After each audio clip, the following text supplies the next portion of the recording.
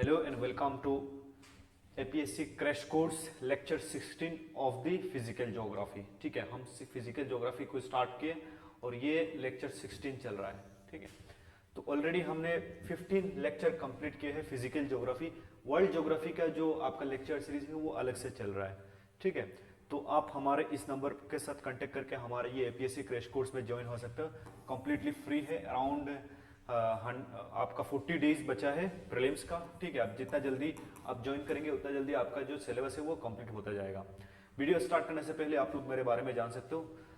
My self यही Alam and I have 5 years plus experience and appeared APSC interview round also. ठीक है, तो last class में हमने इंसोलेशन देखा था और उसके साथ साथ हमने इंसोलेशन का फैक्टर इफेक्टिंग देखा था। तो आज हमारा जो मेन चैप्टर है, मेन टॉपिक है, दैट इज टेम्परेचर।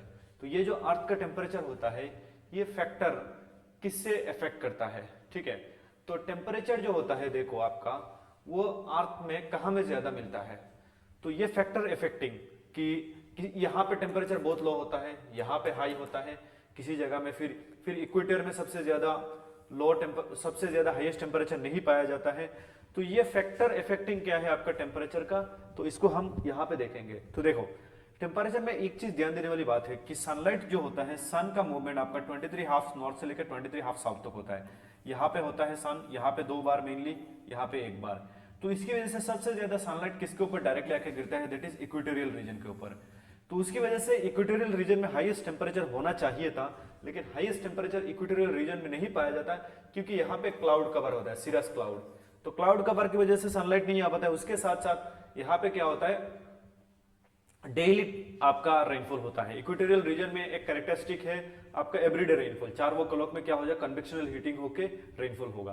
तो उसकी वजह से highest temperature are not found in the equator. Highest temperature कहाँ पे पाया जाता है, ये इक्वेटोरियल हाई प्रेशर बेल्ट। ठीक है, हमने जो प्रेशर बेल्ट हम बाद में पढ़ेंगे, तो ये हाई प्रेशर बेल्ट में क्या होता है, हाईएस्ट टेम्परेचर क्या होता है, पाया जाता है। ठीक है, तो फैक्टर किसकी वजह से आपका टेम्परेचर का डिस्ट्रीब्यूशन, तो लेटीट्यूड्स। तो आप जितना हाई लेटीट्यूड में जाओगे उतना क्या होगा, टेम्परेचर कम होता जाएगा, और जितना कम लेटीट्यूड में आप होगे उतना टेम्परेचर आपका ज्यादा होगा। लेकिन highest temperature not found in the equatorial region, ये याद रखना। ठीक है, देखो intensity of the insolation decrease with increasing latitude. तो इंक्रीजिंग लेटीट्यूड होगा, इंसोलेशन डिक्रीज होगा, लेकिन highest temperature not found in equatorial region. Maximum temperature is not equator but in 20 degree north. तो मैक्सिमम टेम्परेचर इक्वेटर में नहीं पाया जाता है, ये 20 डिग्री नॉर्थ का आसपास का एरिया यहाँ में पाया जाता है। ठीक है, और ये क्यों, क्योंकि इक्वेटोरियल रीजन में मेजोरिटी पर्सन रिफ्लेक्ट हो जाता है अल्बिडो की वजह से, क्लाउड की वजह से। ठीक है, उसके साथ साथ आपका रेनफॉल भी होता है। At 45 degree latitude insolation is about 75% in equator. ठीक है, दैट एट इक्वेटर। तो यहाँ पे आपका 45 में यहाँ पे 75% ही इंसोलेशन आ पाता है, क्योंकि सनलाइट ऐसे टेढ़ा होके आता है। लेकिन इक्वेटर में तो 100% आता है। एट 66 डिग्री यहाँ पे 50%। ठीक है, उसके साथ एट पोल्स 40%। तो यहाँ पे 40% ही सनलाइट आ पाता है। तो उसकी वजह से ऊपर जितना जाओगे उतना क्या होगा, आपका टेम्परेचर कम होता जाएगा। उसके साथ साथ अल्टीट्यूड, अल्टीट्यूड को हमने ऑलरेडी डिस्कस किया कि होता क्या है, आपका जो अर्थ का डिफरेंट लेयर होता है, जैसे आपका ये क्या है, ट्रोपोस्फियर। ठीक है, उसके साथ साथ दिस वन आपका स्ट्रेटोस्फियर। तो ट्रोपोस्फियर में आपका क्या होता है, इंक्रीजिंग हाइट के साथ डिक्रीजिंग टेम्परेचर। हाइट इंक्रीज होता है तो टेम्परेचर डिक्रीज होता रहता है। ठीक है, इंक्रीजिंग हाइट के साथ डिक्रीजिंग टेम्परेचर। तो कितना, 6.5 डिग्री सेंटीग्रेड पर 1 किलोमीटर में। तो उसी को क्या बोला जाता है, नॉर्मल लैप्स रेट और इन्वायरमेंटल लैप्स रेट बोला जाता है। Is that clear, normal lapse rate और इन्वायरमेंटल लैप्स रेट बोला जाता है। ठीक है, और फिर क्या होता है आपका, इंक्रीजिंग हाइट के साथ टेम्परेचर क्या होता है, इंक्रीज होना स्टार्ट हो जाता है। टेम्परेचर इंक्रीजिंग टेम्परेचर के साथ वो क्या होता है, इंक्रीज होना स्टार्ट हो जाता है। ठीक है, तो ये एल्टीट्यूड। तो temperature decrease with increasing height at troposphere 6.5 degree, the layers of air denser. ठीक है, उसके साथ साथ डिस्टेंस फ्रॉम द कोस्ट। तो कोस्टल एरिया में क्या होता है आपका, ये लैंड एंड सी ब्रिज की वजह से क्या होता है, आपका टेम्परेचर में काफी ज्यादा देखने मिलता है। जैसे आपका ये इंडिया का आपका ये जो मुंबई कोस्ट है, यहाँ में एक मॉडरेट टेम्परेचर मिलता है कोस्टल इफेक्ट की वजह से एज कंपेयर टू दिल्ली। ठीक है, तो ये याद रखो, डिस्टेंस ऑफ द कोस्ट, ये भी एक इंपॉर्टेंट फैक्टर है टेम्परेचर का। उसके साथ टेरेस्ट्रियल रेडिएशन, तो major source of atmospheric heat is earth surface from the heat transform. ठीक है, उसके साथ ओशन करंट। देखो ये जो एरिया है इंग्लैंड का, और यहाँ पे है साइबेरिया। तो सेम लेटीट्यूड में होने के बाद भी यहाँ पे आपको टेम्परेचर रेंज आपको कितना 6 डिग्री से लेके 25 डिग्री तक मिल जाएगा। लेकिन इस एरिया में क्या होगा, -60 से लेके आपका 20 डिग्री तक होगा। मतलब क्या, यहाँ पे बहुत ज्यादा कोल्ड है साइबेरिया में। क्यों? क्योंकि इधर जो ओशन का करंट, वो हम ओशनोग्राफी में देखेंगे, ओशन का करंट जो होता है वार्म ओशन करंट, तो इस एरिया को गर्म बना देता है। तो ओशन करंट भी एक इंपॉर्टेंट रोल प्ले करता है। तो जहां जहां वार्म ओशन करंट हिट होता है वहां पे गर्म टेम्परेचर हो जाता है एज कंपेयर टू जहां पे आपका कोल्ड ओशन करंट है। ठीक है, उसके साथ साथ विंड, तो विंड को हम नेक्स्ट क्लास में डिस्कस करेंगे। तो प्रिवेलिंग विंड्स, जो विंड वर्ल्ड में विंड चलता रहता है, 3 टाइप ऑफ विंड है। तो विंड की वजह से इस एरिया में आके विंड हिट करता है। तो विंड हिट करने की वजह से wind transfer heat from one latitude to another, तो ये हिट को ट्रांसफर कर देता है। तो उसकी वजह से क्या होता है, आपका विंड की वजह से एक जगह से दूसरी जगह हवा ट्रांसफर हो जाता है। ठीक है, the oceanic winds bring moderate effect from the sea to coastal areas, cool summer and mild weather. तो ओशनिक विंड क्या होते हैं, कूल वो लेके आता है। ठीक है, तो ये आपका प्रिवेलिंग विंड। उसके साथ एयर मास, तो एयर मास क्या है हम आगे डिस्कस करेंगे। अभी जस्ट क्या है, मैं एक बार थोड़ा थोड़ा बता दे रहा हूं। तो एयर मास एक ऐसा हवा का टुकड़ा होता है जो किसी रीजन के ऊपर बैठ जाता है पूरा, और उसका क्या होगा, यूनिफॉर्म आपका टेम्परेचर रहेगा ऑल द, ये पूरे, देखो एयर मास क्या होता है, एक हवा का टुकड़ा पूरा नॉर्थ अमेरिका के ऊपर है। ठीक है, उसका यूनिफॉर्म टेम्परेचर होगा, यूनिफॉर्म प्रेशर होगा, यूनिफॉर्म आपका उसका ह्यूमिडिटी होगा। ठीक है, तो उसको हम एयर मास बोलते हैं, हम आगे पढ़ेंगे। तो ये एयर मास की वजह से अगर किसी जगह में वार्म एयर मास आ जाता है तो वो एरिया गर्म हो जाता है। ठीक है, कोल्ड एरिया होने से भी।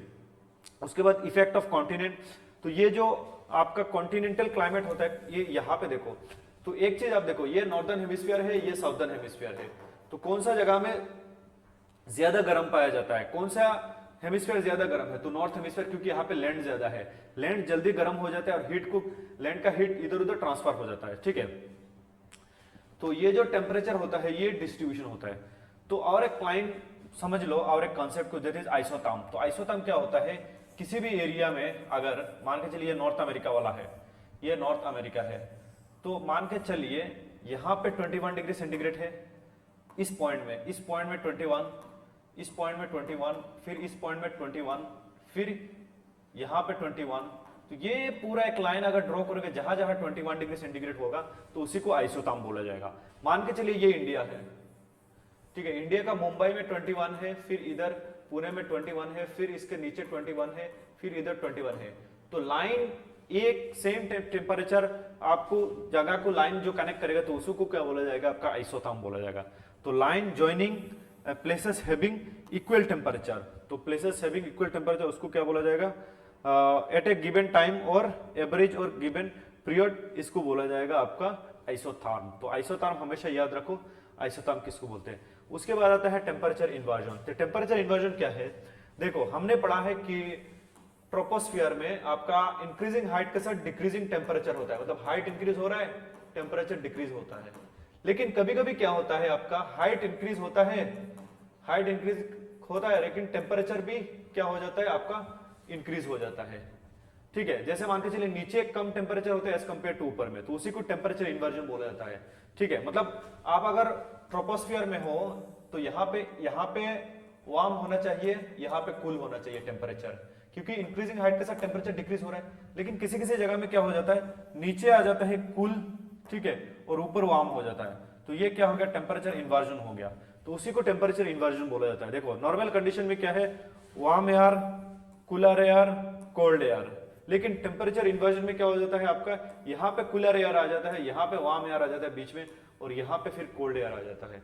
तो उसको टेम्परेचर इन्वर्जन बोला जाता है। ये एक इंपॉर्टेंट कॉन्सेप्ट है, आपका एग्जाम में आता है, टेम्परेचर इन्वर्जन क्या है और क्यों होता है, उसका डिफरेंट डिफरेंट कारण होता है जिसकी वजह से टेम्परेचर इन्वर्जन होता है। तो temperature inversion refers to the reversal of the normal behaviour. Normal behaviour का रिवर्स हो जाता है।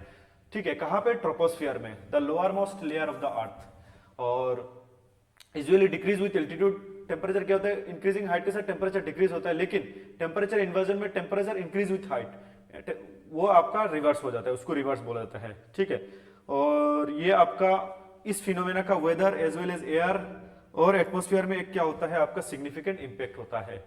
ठीक है, तो उसके साथ देखो की एस्पेक्ट ऑफ टेम्परेचर इन्वर्जन, तो नॉर्मल टेम्परेचर प्रोफाइल। ठीक है, तो under normal condition in the troposphere the temperature decrease with altitude. तो टेम्परेचर डिक्रीज विद एल्टीट्यूड होता है। क्यों? क्योंकि earth surface absorb heat from the sun and warms the air near it, causing the air cools rise and moves away from warm surface। ठीक है, देखो तो normal temperature profile क्या होता है आपका, ये नीचे गर्म होता है, ऊपर में कम ठंडी होता है। क्यों? क्योंकि हीट को आपका लैंड एब्जॉर्ब करता है, तो उसकी वजह से यहाँ पे ज्यादा हीट, फिर ऊपर कम हीट, जितना ऊपर जाओगे कम हीट होगा, ये नॉर्मल। लेकिन टेम्परेचर इन्वर्जन में क्या होगा, ये ऑलरेडी हमने बता दिया कि ऊपर नीचे कोल्ड एयर आ जाएगा, ऊपर आपका गर्म एयर हो जाएगा, तो उसी को बोला जाता है टेम्परेचर इन्वर्जन। तो in temperature inversion the typical lapse rate is reversed, तो ये रिवर्स हो जाता है। टेम्परेचर इंक्रीज होता है आपका, डिक्रीज होना चाहिए विथ एल्टीट्यूड।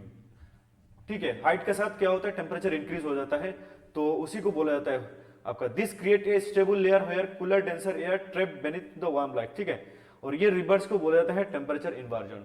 तो टेम्परेचर इन्वर्जन क्या होता है, नॉन एडवेक्शनल इन्वर्जन और एडवेक्शनल, दो टाइप होता है।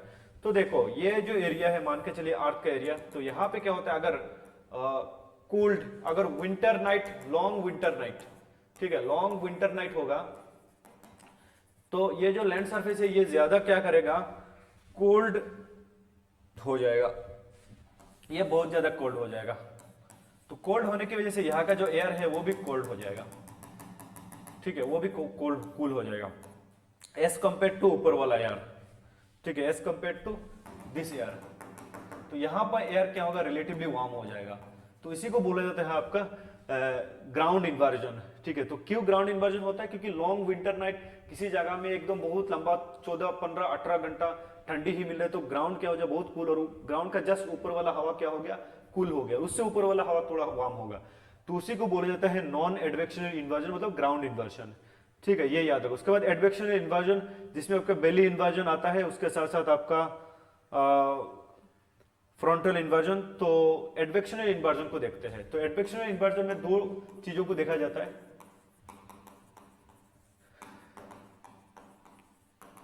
एक है आपका land and sea breeze, land and sea breeze. देखो ये जो एरिया है, मान के चलिए यहां पे, ये आपका कोस्टल एरिया। ठीक है, ठीक है, ये क्या है आपका कोस्टल एरिया है।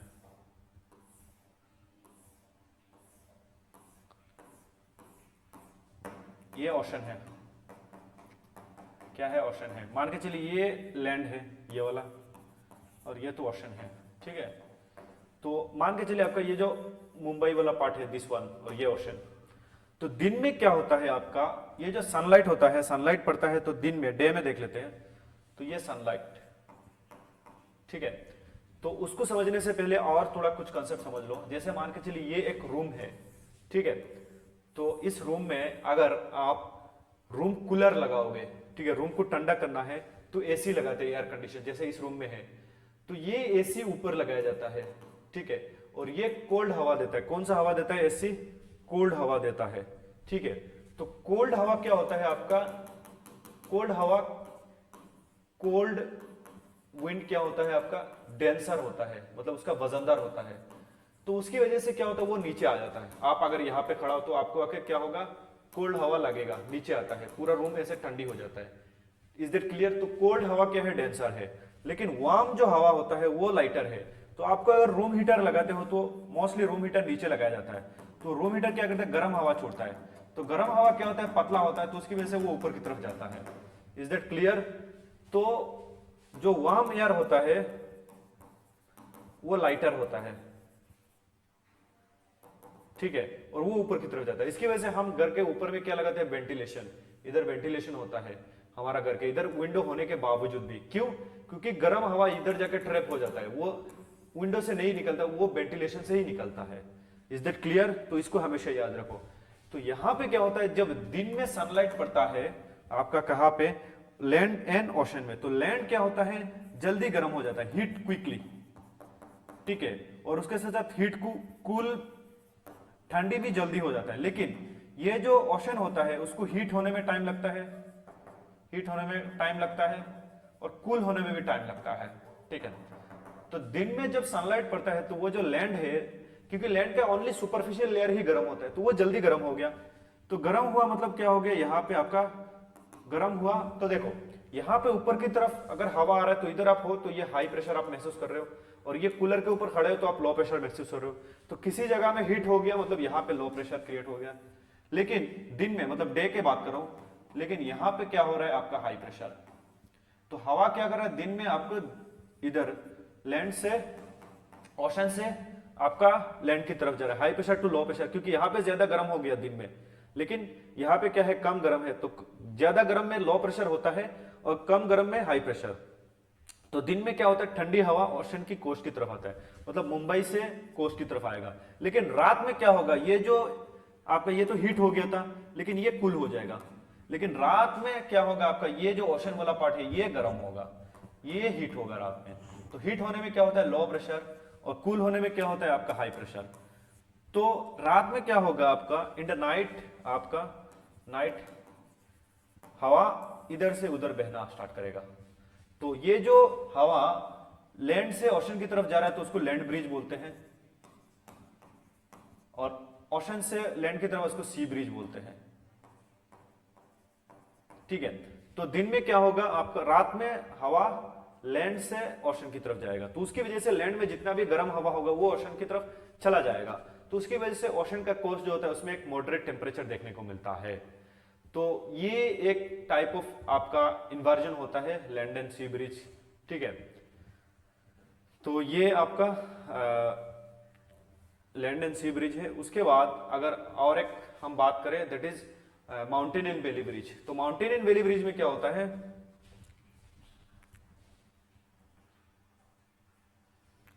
माउंटेन एंड वैली ब्रिज,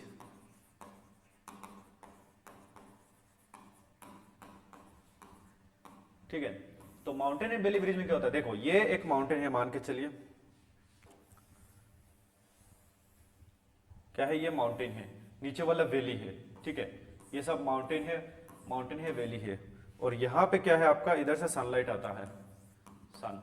तो ज्यादा सनलाइट दिन में इधर पड़ता है ऊपर स्लो ऊपर में।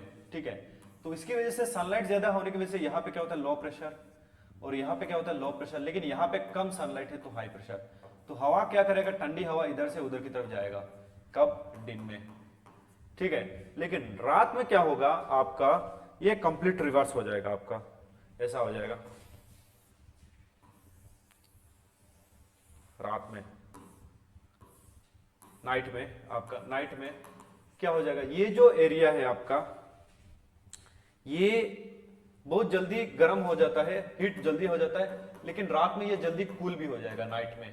तो रात में ये जब कूल हो गया आपका, ये रात में कूल हो गया तो यहाँ पे हाई प्रेशर हो जाएगा, यहाँ पे हाई प्रेशर हो जाएगा, और यहाँ पे लो प्रेशर।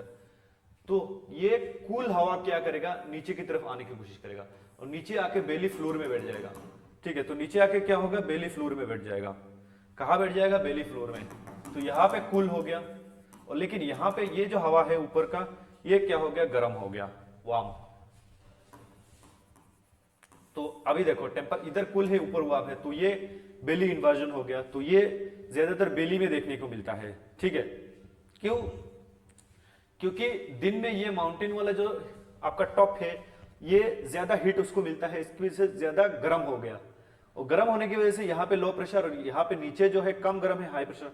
तो हवा यहाँ से उधर की तरफ जाएगा, लेकिन रात में क्या हो जाएगा, ये जल्दी कूल हो जाएगा, और कूल होने की वजह से यहाँ का जो हवा है वो कूल हवा क्या होता है, डेंसर होता है, और ये मॉडरेट गर्म रहेगा। तो कूल हवा नीचे की तरफ आएगा, लेकिन ऊपर में क्या है आपका वार्म हवा चले जाएगी। तो उसकी वजह से ये इसको बोलते हैं बेली इन्वर्जन। तो ये आपका दो टाइप ऑफ इन्वर्जन हमने डिस्कस किया। ठीक है, तो नेक्स्ट क्लास में हम दूसरा पार्ट को डिस्कस करेंगे। थैंक यू एवरीवन, आप लोग हमारे चैनल को सब्सक्राइब कर लीजिए, और ये नंबर पे साथ कांटेक्ट करके आप हमारे साथ जुड़ सकते हैं, या क्यूआर कोड को स्कैन करके।